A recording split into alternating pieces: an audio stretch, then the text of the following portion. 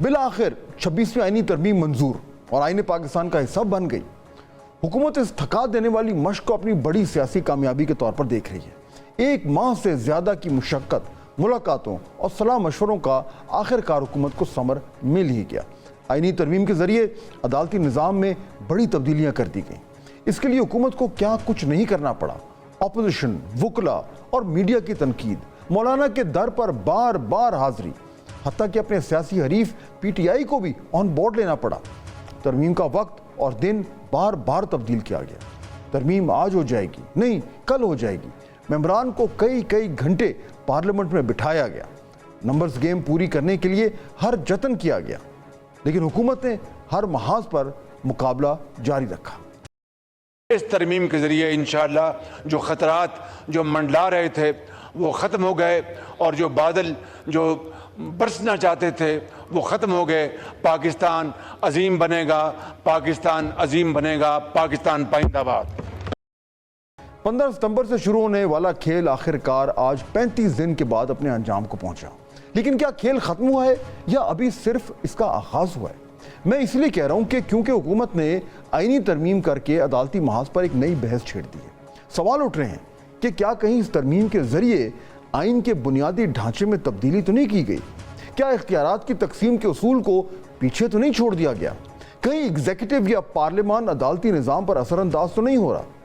ناظرین، ان سب سوالوں کے جواب کے لیے دیکھنا ہوگا کہ منظور کی گئی آئینی ترمیم میں کیا بڑی تبدیلیاں کی گئی ہیں۔ صدر مملکت کے دستخط اور گیزٹ نوٹیفیکیشن کے بعد اب ترمیم فوری طور پر نافذ العمل ہے۔ بڑی تبدیلیاں یوں ہیں: سپریم کورٹ میں سینیورٹی کے اصول کو ختم کر دیا گیا۔ ترمیم کے بعد پارلیمانی خصوصی کمیٹی کا قیام عمل میں لایا جائے گا، جبکہ کمیٹی ہی نئے چیف جسٹس کا تقرر عمل میں لائے گی۔ 3 سینئر ججز کے نام پر پارلیمانی کمیٹی کو بھجوائے جائیں گے۔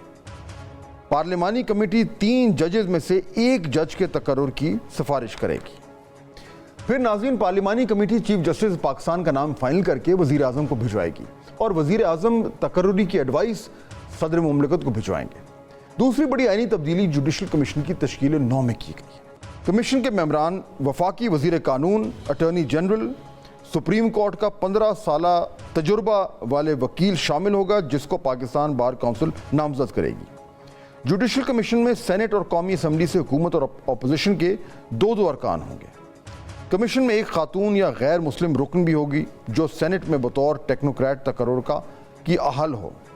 کمیشن میں چیف جسٹس، پریزائڈنگ جج اور 3 سینئر موسٹ سپریم کورٹ کے ججز ہوں گے، اور یوں کمیشن کی تعداد 9 سے بڑھا کر 13 کر دی گئی۔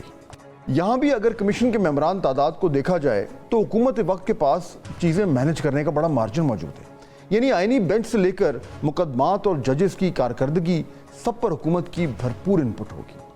جبکہ 19ویں آئینی ترمیم کے بعد جوڈیشل کمیشن میں ججز کی رائے جو تھی وہ سپریم تھی، اور پارلیمنٹیرین محض ربر سٹیمپ کے طور پر ہی کمیشن میں بیٹھا کرتے تھے۔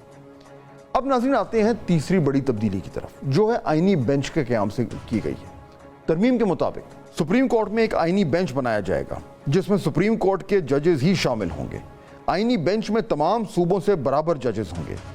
سینئر ترین جج آئینی بینچ کا پریزائڈنگ جج کہلائے گا۔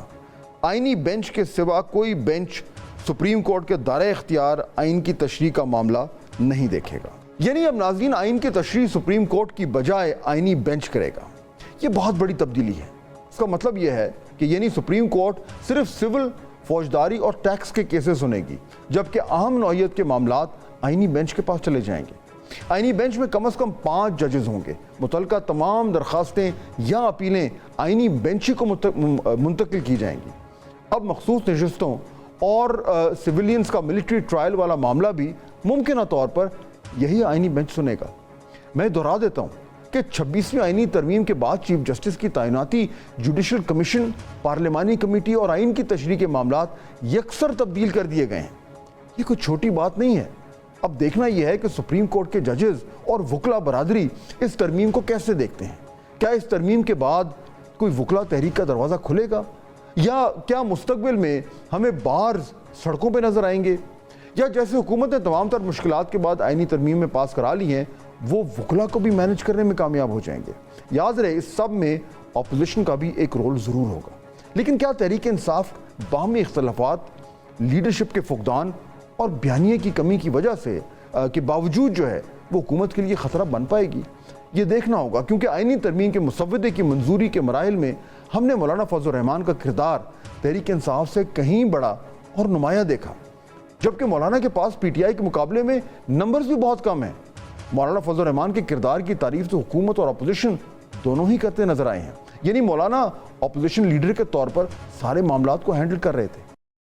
آج اگر میں اس فلور پہ فخر کے ساتھ کھڑا ہوں کہ ہم یہ آئین سازی کا عمل کر رہا ہوں، تو اس میں بھی سب سے بڑا کردار مولانا فضل الرحمان صاحب کا رہا ہے کہ اگر پاکستان کی سیاست اپنا والد صدر زرداری کے بعد میں کسی کو مانتا ہوں تو وہ مولانا فضل الرحمان صاحب ہے. اس میں کوئی شک نہیں ہے کہ ایسے حالات پیدا کیے گئے کہ اپوزیشن تقسیم ہو جائے، لیکن میں نے نہ حکومت اور اپوزیشن کو تقسیم ہونے دیا ہے، اور نہ اپوزیشن کو آپس میں تقسیم ہونے دیا ہے، اور نہ پیپلز پارٹی اور مسلم لیگ کو آپس میں تقسیم ہونے دیا ہے. ناظرین، حکومت نے پارلیمان کے اندر تو ایک بڑی سیاسی جنگ جیت لی ہے، لیکن اب سڑکوں اور عدالتوں میں بھی ایک چیلنج کا سامنا ہو سکتا ہے. لیکن یہ بات مشروط ہے کہ احتجاجی تحریک جو ہے وہ اپنی جڑیں مضبوط قائم کرنے میں کامیاب ہوتی ہے. کیا سپریم کورٹ کے اندر سے کوئی آواز سنائی دے گی؟ یعنی اکثریتی ججز جو ہیں کیا وہ کچھ کر سکتے ہیں؟ ایک طرح سے ایگو کا مسئلہ بنا کے اس کو جلدی کر دیا ہے، اب وہ اس کا فائدہ کچھ نہیں ہونا. آئین تو قوم کو اکٹھا کرتا ہے، یہ وہ اس قسم کی امینڈمنٹ کر رہے ہیں جس سے قوم ڈیوائڈ ہوگی، اور میرا خیال ہے الٹیمیٹلی جواب جو ہے وہ احتجاجی تحریک سے ہی ہو سکے گا. انشاءاللہ جلدی آپ دیکھیں گے ہماری آلریڈی 4 جو ہیں وہ ہو چکی ہیں کنونشنز. یہ معاملے کو کسی صورت وکیل برداشت نہیں کریں گے. لیکن ابھی فی الوقت حکومت کے سامنے کوئی بڑا محاذ نظر نہیں آ رہا. حکومت آگ کا دریا پار کر چکی ہے. پارلیمنٹیرینز خوش نظر آتے ہیں، وکٹری کے نشان منا رہے ہیں، جبکہ ترمیم کے مخالف جماعت تحریک انصاف کو پارٹی کے اندر اور عوامی رائے میں بھی ناقص حکمت عملی پر کوسنے کا سلسلہ جاری ہے. دوسری طرف حکومت نے رات کے پہر جس برق رفتاری سے آئینی ترمیم دونوں ایوانوں سے پاس کروائی، اسی رفتار سے پارلیمانی کمیٹی کی تشکیل اور چیف جسٹس پاکستان کی تعیناتی پر پیش رفت بھی ہو رہی ہے. وقت کم ہے اور مقابلہ سخت ہے. سیاسی جماعتوں کی طرف سے کمیٹی اراکین کے نام سامنے آ رہے ہیں، اور یوں لگتا ہے کہ اگلے 24 گھنٹے میں آئینی ترمیم کی اہم ترین شقوں پر عمل درآمد کرتے ہوئے حکومت عدلیہ میں بڑی تعیناتیاں مکمل کر لے گی.